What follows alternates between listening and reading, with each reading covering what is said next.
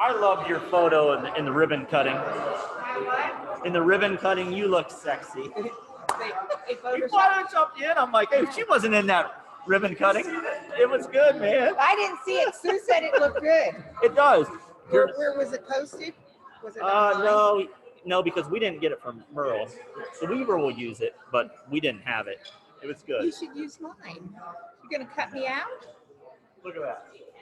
That's good. I'm like, look at her. Oh my God, right in front. No wonder Sue saw me. That's funny. We're gonna mute. Cheryl, you gonna mute me? Hey, send me that. Or shall we see if people can hear?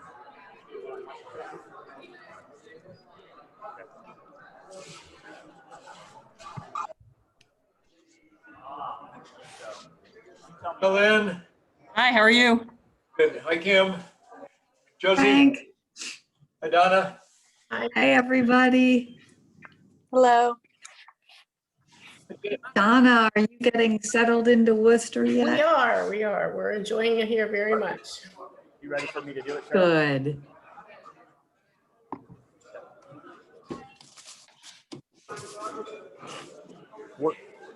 We're going to mute here in a second, but we wanted to make sure that our group could hear. Can you hear okay? Yep. Yes? Okay. They're saying, yeah, it sounds Right. better. So, okay. We're trying to make it a little bit better each week, so. Good job. Yep. Hello, Wayne.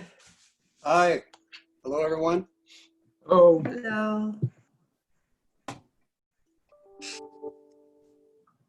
I feel like we're the ones at the kids' table at the Christmas dinner. That's where all the fun is. That's right. It is. Yep. It's true. The older I got, the more I wanted to sit at the kids' table. The benefit is I can see all of you, so you're counted on attendance. Good. All right. The other benefit is we're all having dietary food. Yeah. None. None, yeah.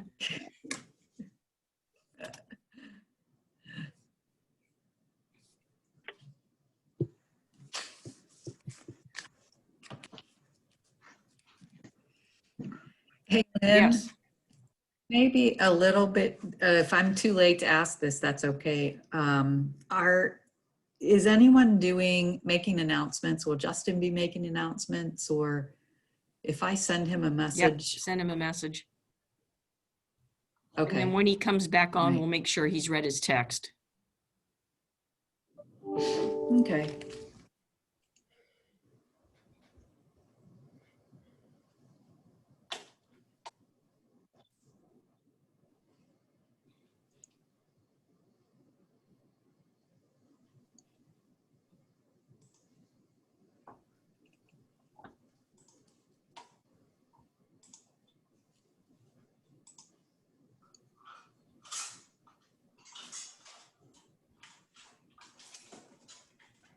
Does anyone have any update on the Brailles? Hang on, I saw one this morning.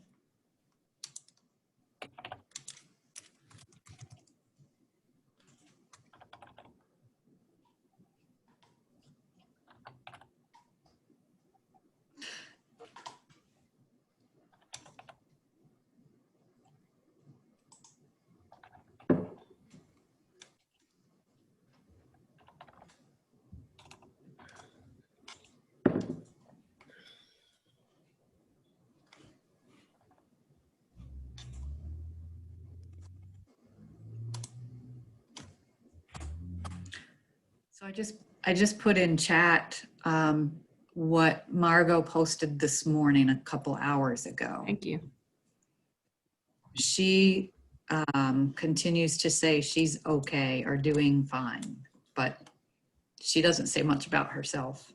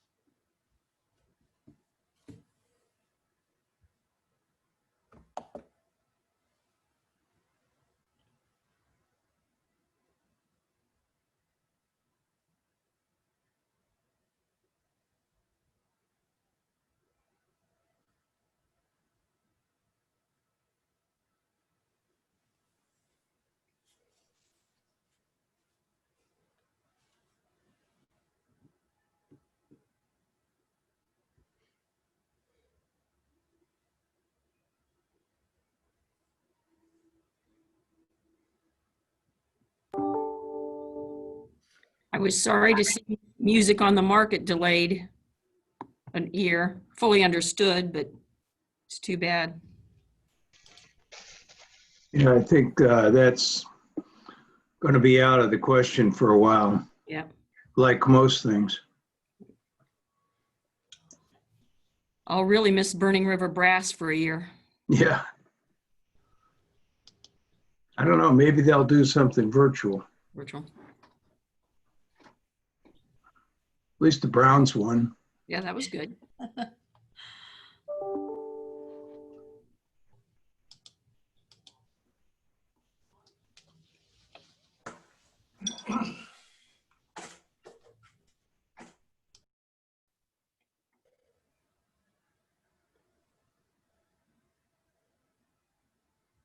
I was just clearing my throat.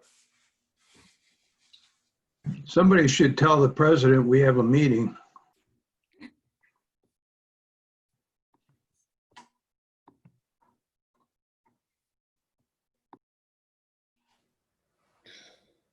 We didn't have that trouble with the last president. She was right there. Well, he's right there virtually. Yeah. That last one probably zoomed everybody out. You all got tired of that. I tried to watch it and I gave up after 15 minutes.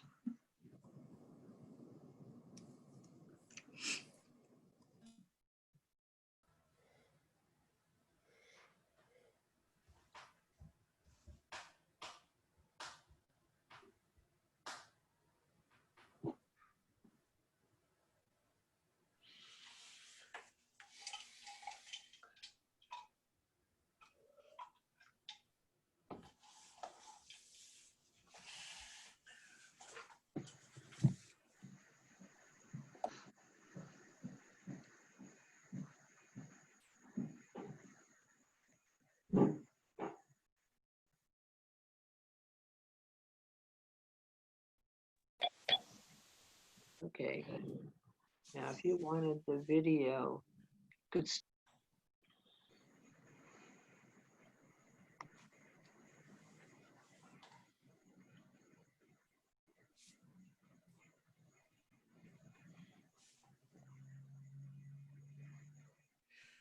Ron, have you ever been to Dundee Falls? No, where is it? Dundee, Ohio, Really? which is just across the border, I think, from Stark and Tuscarawas off of 250. Is it a state park or city? It's a wildlife preserve, Okay. reserve, I think, or what it's called. But Candy and I have been doing waterfall trips. So we take about 2 different waterfalls each day, not every day, but once a week. And we saw this one, and we'd never heard of this one whatsoever. And so we took a drive down there. And of course, right now, everything is very, very dry. So it's more like Dundee Trickle. Is it high or? It's probably about 30 feet. Okay. It goes into a pool in a big crevasse. There were some parents with their kids down in the water, but it's hard to find. It's not marked very well. And then from there we went up to Bridalveil Falls up in the Cuyahoga Gorge area, and that's really pretty. But again, it's more like a Cuyahoga trickle as opposed to a falls right now. Yeah. Yeah, that falls is supposed to be very nice. I haven't seen that one either. It's just got a lot of slate, layers and layers of slate that are worn off and look really cool, really cool actually. Yeah. Good hiking trails, bridle trails. Were there many others out there? We went on it last Friday. Dundee, there must have been, maybe about 10 people out there. And over at Bridalveil, I would say we ran into maybe 4 or 5 different people, and then several bicycles. on the trails, and that's about it. Yeah.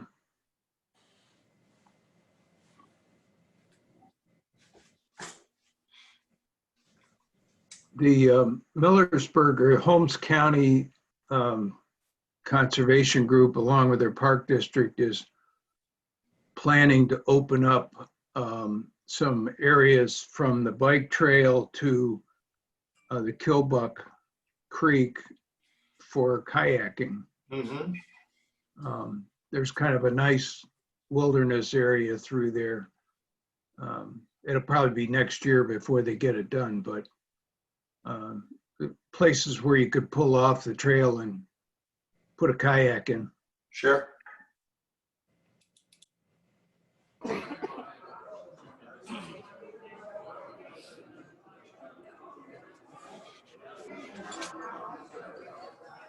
Justin, can you hear us? Yep. Yep. Check Yep. your text. Chris, Kim had an announcement that she texted you. Kim has an announcement. Is that what you said? Yes, she texted you.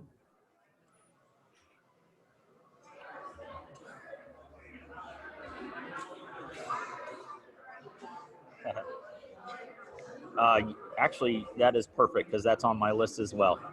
We got a number of bounce backs from emails. So yes, I'll cover that. Thank you, Kim.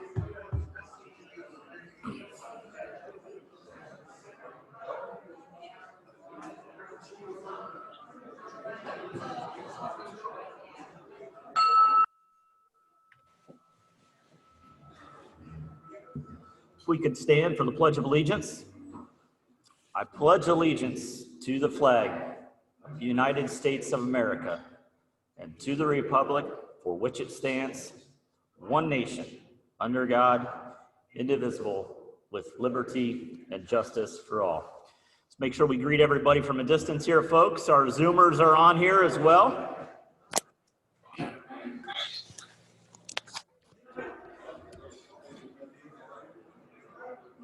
And there is no invocation today. We're going to get back to that. Beth Weaver and I had a conversation about that. So no invocation, so you can be seated. So Zoomers, can you hear us okay? Ron, give me a thumbs up. Yeah, you're good? Good. So it's amazing. This is week number 3 we've been here, and we're working on our technology. Hopefully you can hear out in the audience. Greg, can you hear? You can hear okay? Okay, because I know you'll let me know if you don't. So just making sure that you can hear us today. We have any guests in the audience today? I did not see any, but is there any guest? Obviously, we have our speaker today, but we'll save him. So, okay. I've got a couple of announcements. Obviously, hopefully everybody enjoyed what looks to be maybe the last weekend of really, really good weather, at least for the foreseeable future. So everybody, hopefully you got some last barbecuing in before it's supposed to get, I hear on Friday and Saturday, of course, we're having a virtual Wooster Fest at the Chamber. So of course it's supposed to be nasty weather, that's their tradition. So it's a high of 55 on Saturday, so that'll be great. Who saw the fact that the Browns won, huh? They now have a winning record. Yeah, first time in 6 years that they've had a winning record. So I know I was listening to WKNR and Mike Trevisano was saying that we're ready to go to the Super Bowl. So get ready for that. And then the Indians, how about their push, right? So we're talking sports here. The Indians will host the Yankees beginning tomorrow night. The Yankees? Oh, okay. We got Mike as a Yankees fan, front runner. So we'll see how the Indians do, but it's awesome to see that they're in the playoffs this year. And then the main event. Who's ready for the main event tomorrow night? Does anybody know what that is? A heavyweight battle. Some will say it's going to be a comedy act. Some are excited about it, but obviously it is pretty cool though to see that Cleveland is hosting the first presidential debate with Trump and Biden. So we'll see how that one goes. Hopefully everybody will tune into that. So what's coming up on a Rotary front? Let's touch on a couple of things. Meal with a Mission. If you did not hear last week, we have that date. It's November 2nd. So mark your calendars. As our committee, we need to get together here pretty quick and round things out. But Greg Teach is going to support us again from TJ's, and we're going to have a Meals with a Mission. We had some discussion about not having it this year. but we didn't, as a committee, we thought we wanted to have it. We wanted to make sure that things were still moving forward, we were active. And then also just really in memory of Tom Cole as well. So Tom wanted to have it this year, and we waited till the last minute, unfortunately, with his passing. So we will honor him. Paul, you've got an announcement, buddy?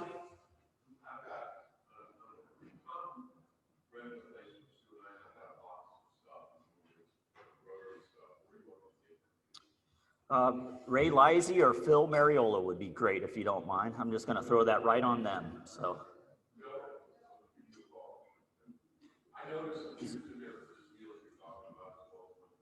Okay. Thank you, Paul.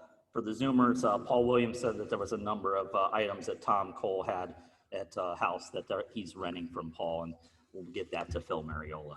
See, I'm doing better. The Zoomer said make sure when there's an announcement out there that you repeat it. So, Kimberly, is that good?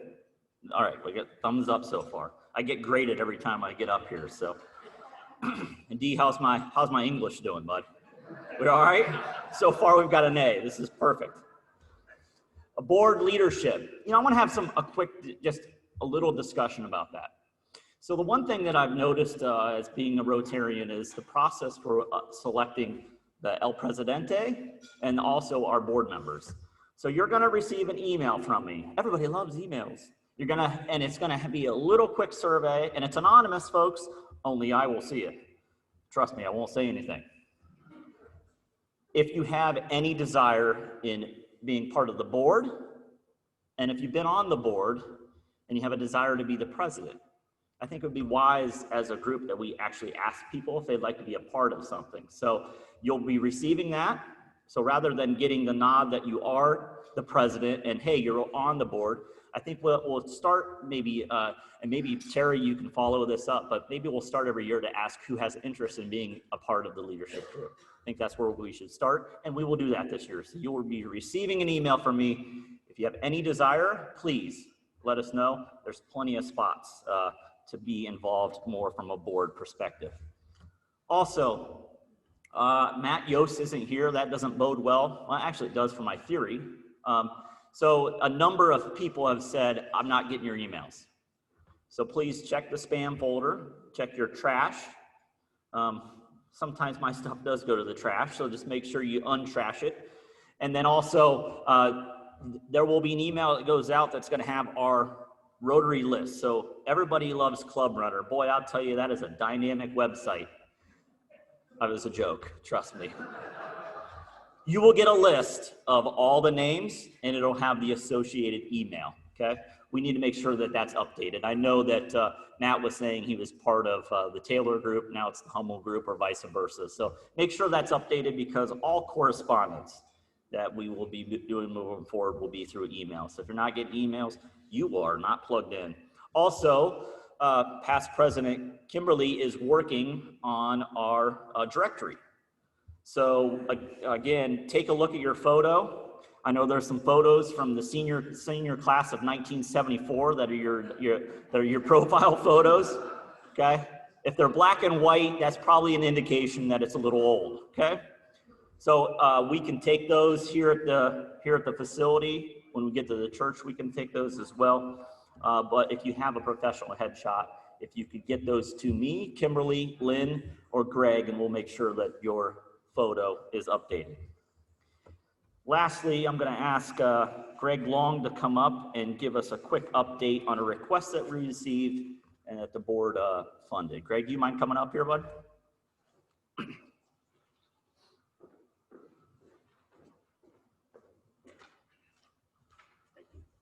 Glad I didn't trip over the wires. Yeah, no kidding. It'd be awfully embarrassing. It's nice to have a great PA system, isn't it?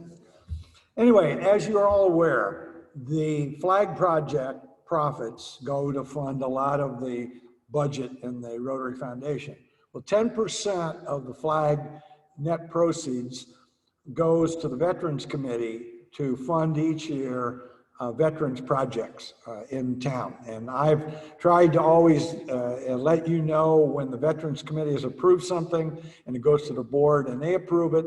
The first request we had this year, and I was hoping Helen Walkerly, she's not here, is she? I was hoping Helen could get here today because NAMI requested money a few years ago, and we helped fund some of their training. And this year, she made a request for crisis intervention team training for the law enforcement officers of Wayne and Holmes County.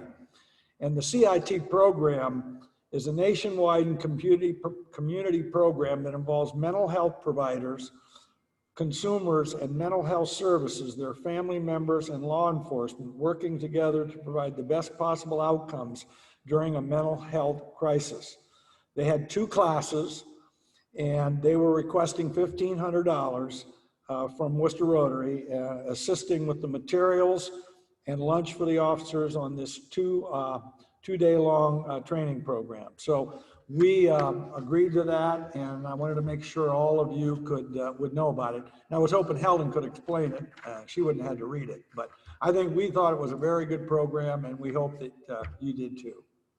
Thank you, Greg. Appreciate it. It's another thing, just being part of the board and then in a leadership role, we do a lot of good things. Sometimes we do a not great job of telling our story. So as committees make decisions and things come to the board, we'll make sure that the entire membership knows what we are working on. Lastly, she's been brought up a couple of our last meetings, but there was a petition to add a new member to our roles, and this young lady was approved. So for the first time, our new member, Ms. Samara Zimmerly.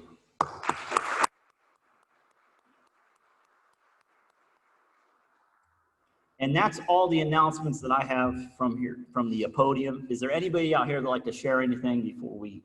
Yes, Webby, what do you got, bud?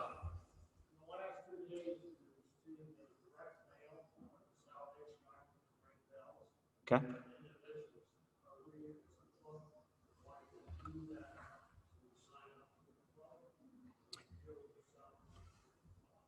Good question. For those that maybe couldn't hear Webby, or for the Zoomers, Salvation Army has reached out to us. We would still be doing the bell ringing at Bueller's. Is that correct, Webby? Yep. And they're asking if we would be interested in supporting that as a club and signing up. So I would assume that would be a yes, but you want it to go through the club. Is that what you're asking? Is a club wanting to do that?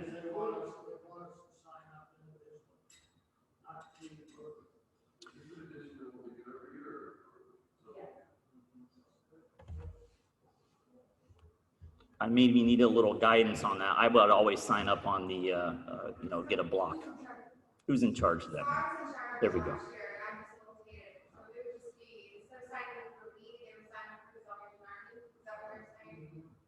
Probably because it's difficult to fill those spots, so they're probably wanting to help us out because of COVID. They're probably not more people are probably not going to. Okay. So that's why apparently there's a new system. There's a new system for signing up for the blocks for the Salvation Army. Why don't we do this? Why don't we look at that and we'll come back with a recommendation. But I think we're dedicated. I know the board-wise, when we talked about our calendar, Webby, we were dedicated to continuing that tradition of being supportive of the Salvation Army and the bell ringing. But the process, we'll go back and take a look at that, and we'll report back next week to see how people can sign up. Okay? Any other questions, comments? That's one good one. Thank you, because that is coming up, hard to believe. If not, we'll get on to the beer. So, Robin, can you come up here and introduce our speaker for the day?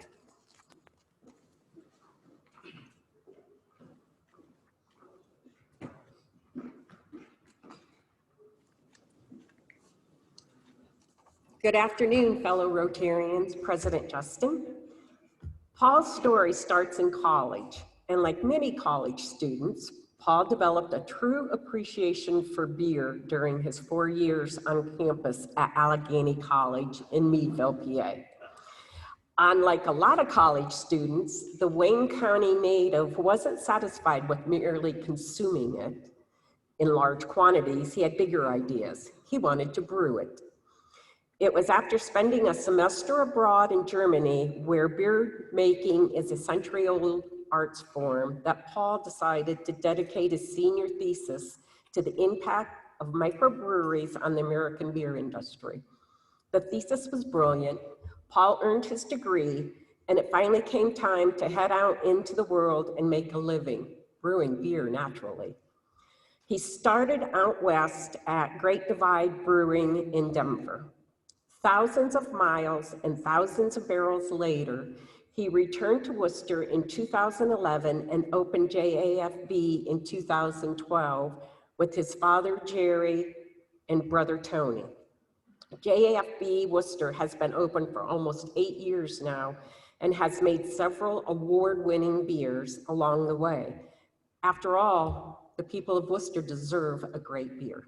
And with that, I'll bring Paul up. And one thing I do want to say is many people don't know how much Paul contributes to Worcester, to charities, and how involved he is. And I'm sure he's not going to tell you, but Paul is a great contribution to Worcester.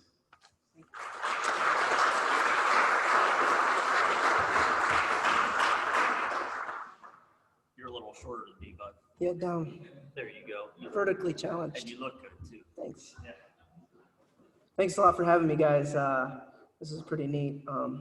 Yeah, as Robin says, I'm the founder with my father and brother of JAFB and the only brewer up until just recently. I just hired my first brewer, so we're making some moves here. But yeah, we opened in the summer, the last week in July of 2012, but the real story begins about 15 years before that. I'm from West Salem. I graduated from Northwestern High School in 2002 and then enrolled at Allegheny College in the economics department. And then I decided to study abroad my sophomore year, and ended up doing it my junior year. And really, you know, at that point, beer was beer. It wasn't, you know, it was Natty Light, Miller Light. Well, let's be honest, it was Busch Light. And yeah, I'll never forget, my dad came to campus one day and we had a bunch of Milwaukee's Best, and he's like, "What is this crap?" And he went and got us some Busch.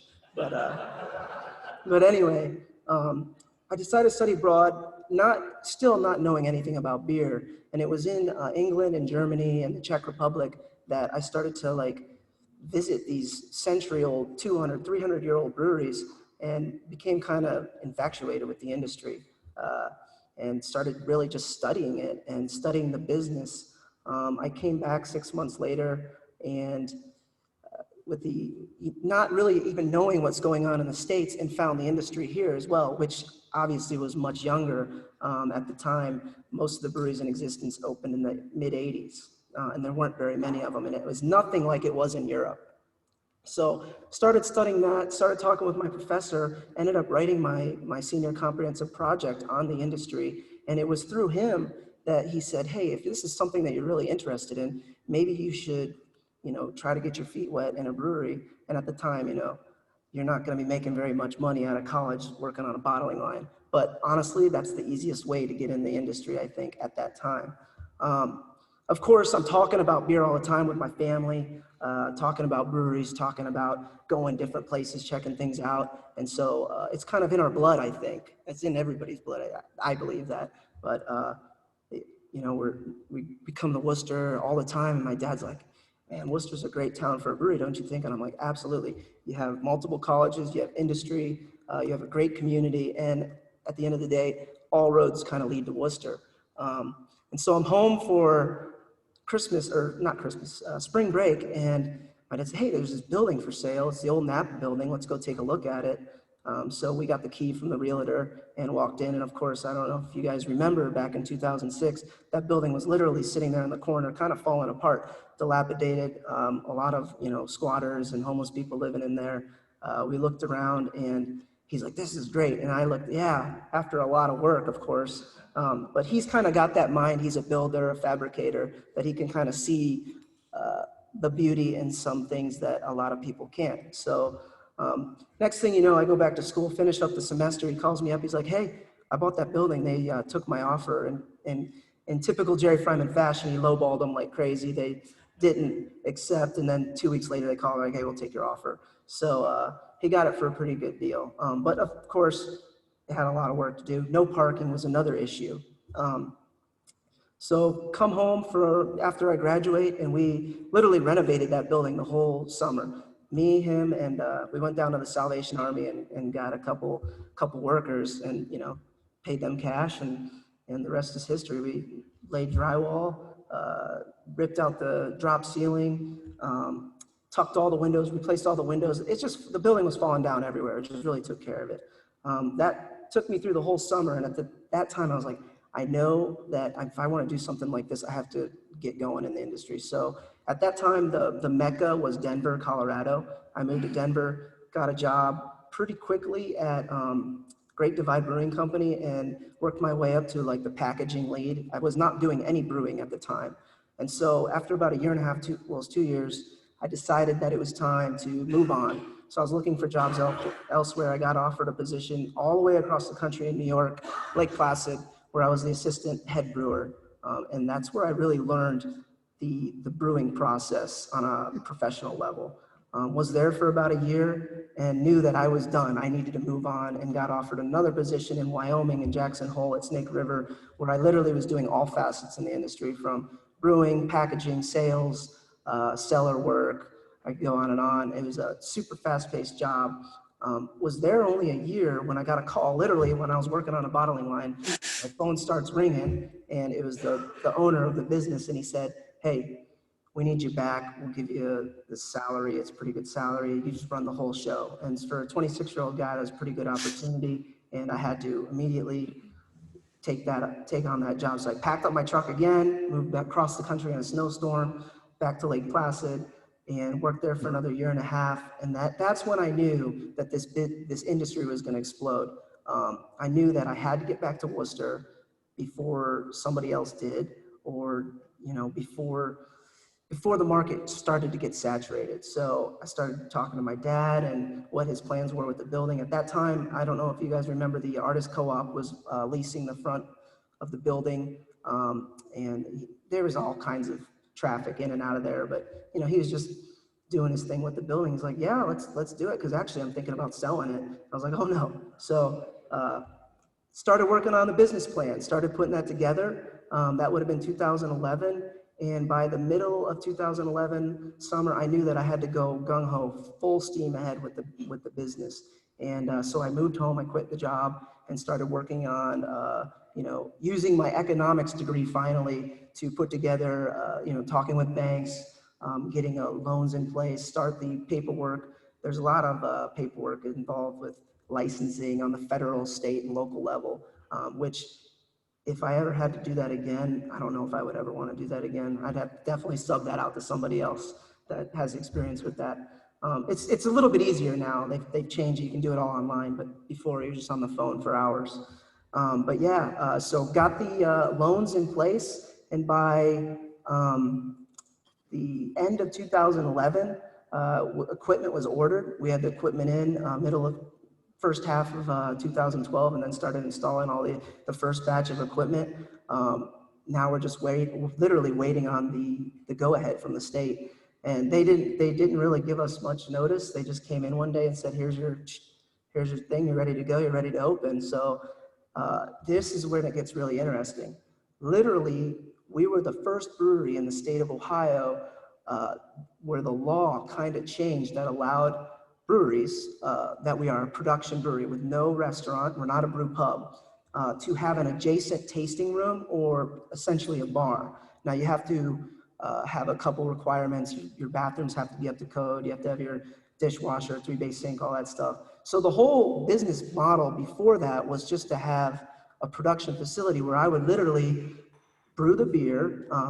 We have a 7-barrel system, so I'm brewing about 220 gallons per batch, keg it off, go to a restaurant like, say, the Steakhouse or Broken Rocks, and plead with them, be like, "Hey, try our beer, maybe you might like it," and then huck that keg down their steps, hook it up to their tap, and sell the beer like that. The name of that game is wholesale, and it's all about growth, volume, because your margins are so much smaller. It's easier to grow a business like that,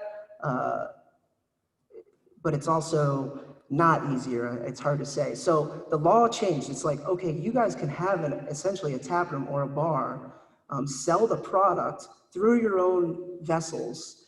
You control the whole product. So literally, we're not worried about somebody making sure their tap lines are clean or anything like that, because we're doing it all.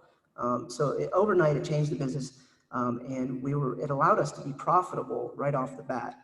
Well, here we are 8 years later, and we're still that little tap room model. And I'll never forget John Najaway, who is the owner of Thirsty Dog Brewing Company, came in about 2 or 3 weeks after we had opened, and the place was busy. There was about this many people in there, and everybody's kind of having a good time, and it's like a community atmosphere. And he just said to me, he's like, yeah, this is pretty nice, Paul, but give it a couple more weeks, and you're going to have to get out there, and you're going to have to start canning and bottling, and you're going to have to get these contracts. And he was dead wrong.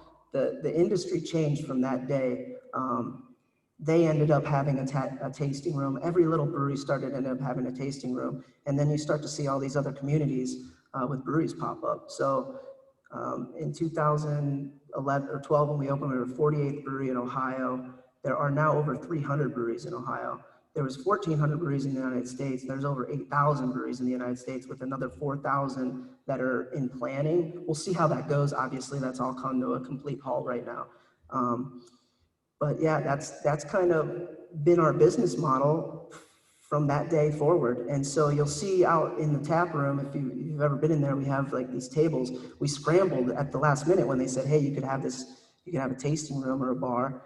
And at that point, we were completely out of money. No money left, exhausted everything. And I said to my dad, I was like, hey, we need to get something for people to sit at and then have a bar. He's like, well, let's go out in the field and cut some trees down. And so that's where you see the big tables and everything in there. We went out in West Salem, where I'm from, started cutting some trees down, just picked the tallest tree.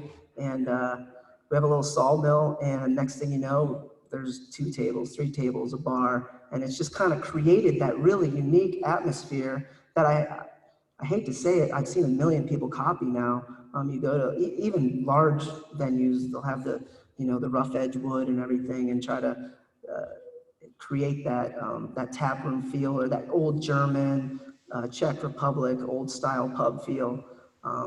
So that's where we're at right now, and we kept adding layers to that. We've added TVs, we've added staff, we added bathrooms, you name it, and of course equipment along the way.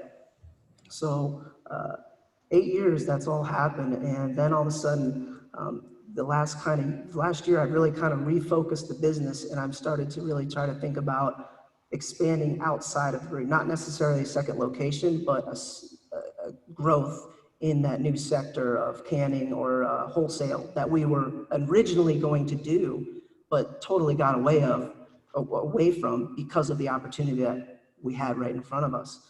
And so the end of this past year, we really had all the pieces in place, and then boom, what do you know happens? The craziest thing. And my dad always used to say to me, he's like, you've never lived through hard times. You've never lived through a war. You've never lived through something that can completely change your life overnight. He's like, you can be walking on the sky, and the next thing you know, you don't know what you're gonna do. And he's always said that to me. And what do you think happens? We're presented with this coronavirus situation that literally exposes every single business that is in the retail sector. So restaurants, breweries, taproom breweries, which is what we are. Because where do we sell our beer? In the tap room. We don't sell it in the wholesale market.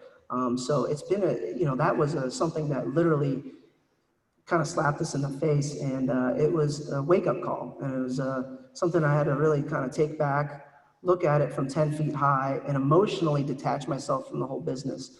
And in a weird way, it was good for me, because I get stuck in this cycle of Monday, Tuesday, Wednesday, Thursday, and then here comes the weekend, and then we do the same thing every week. And so now we changed the business a little bit.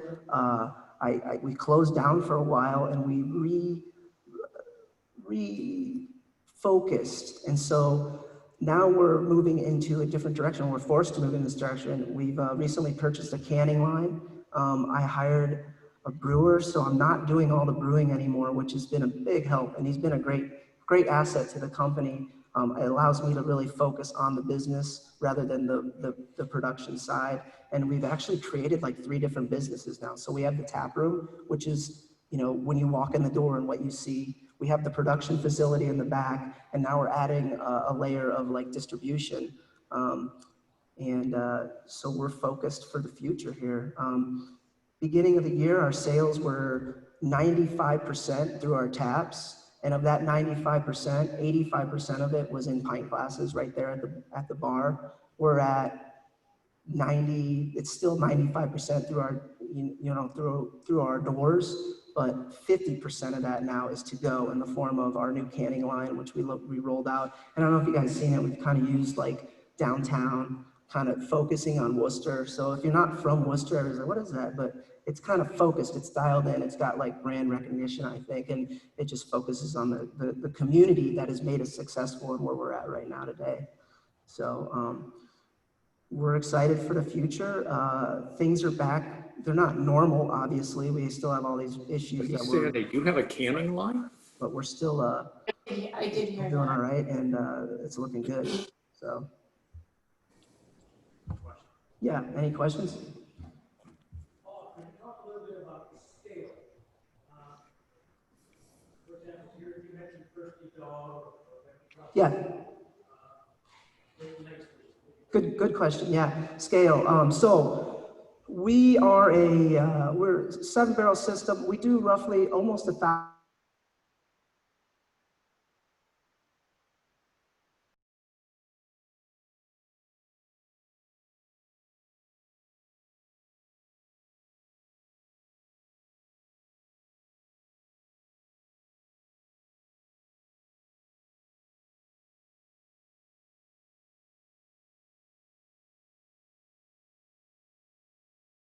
We're looking at 10,000, 15,000 range.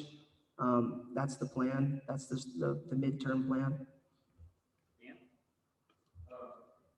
you briefly describe now, what's the short version of the beer making process? Yep. And what products you use and where do you source the product? Good question. I didn't get into the whole brew process. It's kind of hard to explain unless we have the equipment behind, but you're looking at start to finish, the brew process is about 3 weeks. So from the time, say I brew today, maybe we'll be drinking that beer average 17 to 25 days from now. And there's a lot of things that go on in between that. There's a brew day, and then you have like your fermentation time, which is about a week. And then you have a conditioning time, and we're monitoring temperatures. There's a lot of technology involved in like the control of that. Now, where does the ingredients come from? I source mostly everything as far as hops from the Pacific Northwest. We do get some hops from Australia and New Zealand. And then most of our grain all comes from Germany, Great Britain, and Canada. Not a lot of American malt. It's a lot of the malt grown here is grown for feed, cattle, and whatnot. And we have had issues now with sourcing some of this stuff. Not necessarily because it's not being grown, but because of the shipping conditions. Like a lot of these places just close down and you just can't get shipping. So, yeah. So a couple years ago, there was rumors about a micro site in West St. What's the status of that? So that's funny. That has all been put on hold. That might happen someday. Oh, yeah. The question was about a second location or a small micro location in West Salem, which is my hometown. And anybody that's been to West Salem knows it's not a very big town. So let's be honest. But I think that that's something that I would like to do. The town is 100% behind it. It wouldn't be something to like make a lot of money at. It would just be something to give the community something that they have here that we've done here, but on a smaller scale, for our hometown. I can't give you a time frame on that at all. When your dad buys the building, right? We got a couple of spots for sure, yeah. Who's? Yeah, Paul, as you visualize your wholesale operation and you look at the canning versus kegging, and you look where that is now versus where you want it to be, can you just talk about that a little bit, how that breaks down? Yeah, so the reason being canning is draft sales, and when I say draft, and that would be coming from a keg as well, is that sector of the market, unless you have a tasting room like we have, is dead because of the coronavirus. So think about this. They keep saying, oh, beer sales are really good right now. They're actually pretty bad because every stadium, every restaurant, every bar is essentially closed. Their draft sales are dead. So we're actually being forced into the canning sector or the bottling sector. And you'll start to see, now there's a can shortage. We're fortunately pretty manageable right now because there's only a finite number of cans that they produce a year, and then everybody's scrambling the cans. So now you're starting to see all these breweries that used to bottle moving back into bottling because of the can shortage. And we're at a size that we're just very manageable right now, so it isn't affecting us too much. But yeah, draft. If your whole game plan is draft sales, you got a lot of trouble right now.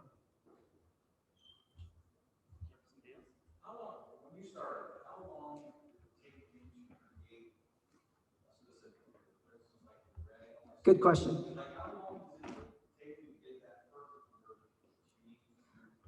So the question was about how long it takes to design a beer, how long does it take to create a new product?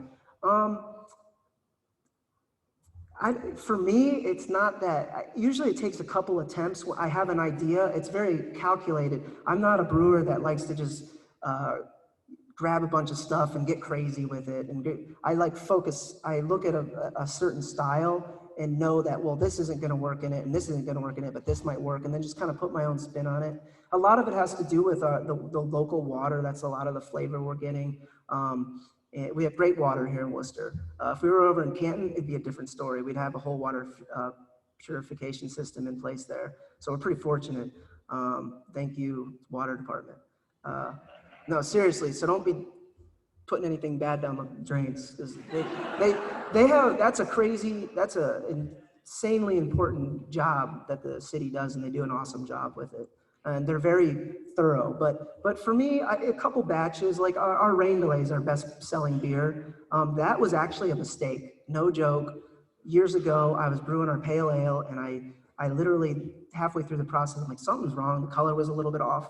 And I went through the trash and was pulling all my grain bags out and realized I just didn't throw a bag of malt in that I usually do, a crystal malt that darkens the beer up a little bit. And it turned out to be really good. I was like, well, I'm just going to go with it with these hops I've always wanted to use. And maybe 2 or 3 batches after that, I kind of fine-tuned it. And it is by far one of our most popular beers. And it's like world known. People know about that beer all over the place. And it's pretty cool. There's got to be a story behind the name. Can you share that with us? Do you want the PG version or the R-rated? So I'm a big guy when it comes to names. I don't like goofy names. If you go on the internet right now and just type in breweries, there's so many dumb names like Crooked Ladder, Crooked Lamp, like just goofy names. And so I didn't necessarily want to like just name it Wooster Brewing Company because there's already been a Wooster Brewing Company. It was my own kind of thing, but I also wanted to connect it to the community. And I just couldn't think of a good name. And every name I thought of, I was like, well, I'll probably get sued down the line on that one. You know, somebody's going to send me a letter here and there. And I was sitting in a campfire with a family friend, and he's kind of a wild guy. And he just like, we're all trying to think of names. And he just said, hey man, listen, it's just a brewery. And I was just like, I said, okay, I like that. And I needed to get something on paper with the state of Ohio to register. So that was it. I just registered JAFB LLC right there. And that is the name. And then of course the DBA is Wooster Brewery. But that is the true story. So, and then the F is backwards in the design because really it's a family brewery, it's a friendly brewery, it's a community brewery. And so it's a fun brewery, fantastic. You know, you just kind of stick in your favorite F word.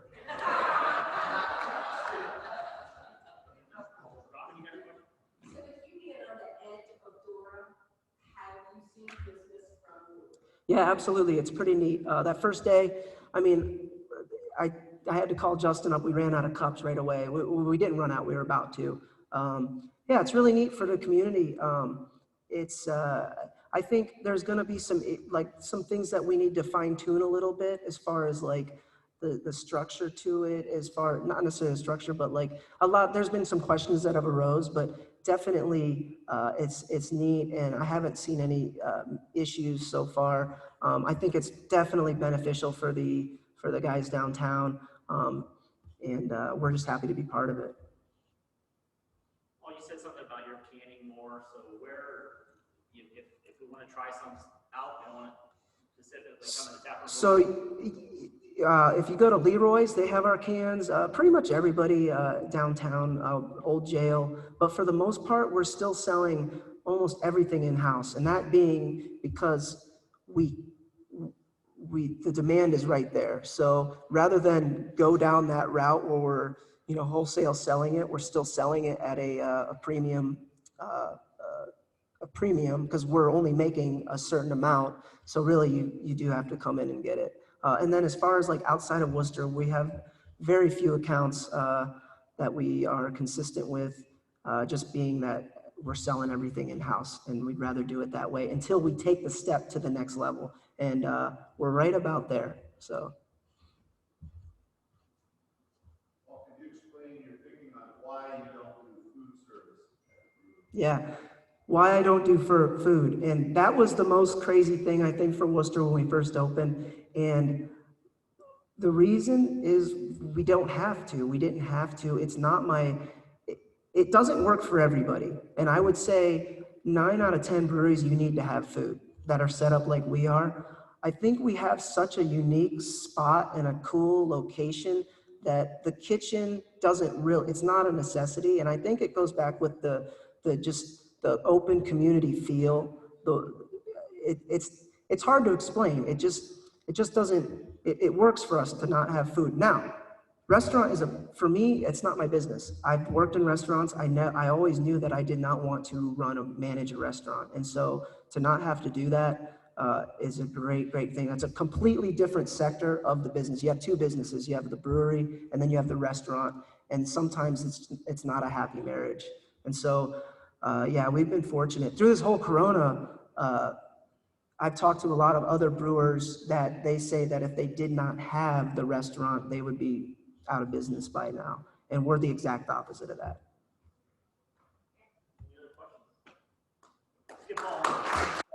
Thanks, guys. And Paul, we got a little gift for you, a little rendition of our wheel. It's got a 4-way test on the back, and it's made by the Village Network. So we appreciate your time. Thanks again, Paul. Appreciate it, man. So me being a Northwestern grad, it's been awesome to see Paul grow professionally. I remember when your father came in, looking at the building. At the time, I was working at the city, thinking, "Are you just going to doze it?" And it's amazing the amount of work you guys have put in. And really, as you travel around the state, I don't know, I'm one of those who, when you bring up Worcester, you hear many things. You hear Rubbermaid, you hear Worcester Brush, you hear, oh yeah, the College of Worcester is there. What are you starting to hear more about is your brewery. So your reputation throughout the state of Ohio and the nation is phenomenal, man. Hats off to you on a job well done. So we appreciate you being here. Phil, do you have something here? Paul's a tough guy. He played the linebacker for Northwestern, undersized. Yes, he did. Undersized. Yeah, they're saying that Paul is a little tough guy. That's basically what it is, right? So don't mess with him. So yeah. So don't be rowdy down to the brewery. In-house security there. A couple of things. So we have right around 50 people here today. So that's really good numbers for our third meeting. You should have got an email from me saying that next week we're having our district governor here, Linda Henderson. Okay. So let me tell you how many people we have signed up so far for that one. We have 5. All right. So we need a little love here. All right. So it can't just be popcorn around a little table. If you can make it, that would be greatly appreciated. You will get a reminder on Wednesday. We will need to RSVP so we can get our number in. 2 other things real quick. Remember, check your email to make sure that it's accurate. That list will go out to you on Wednesday as well. Clickable, just make sure it's in line.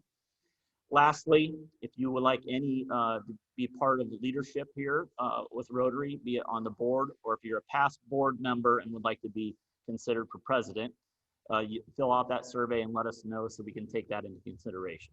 So great program, Paul. Thanks a lot. We appreciate everybody being here. Zoomers, thank you. Send over your comments about the audio. We are dismissed.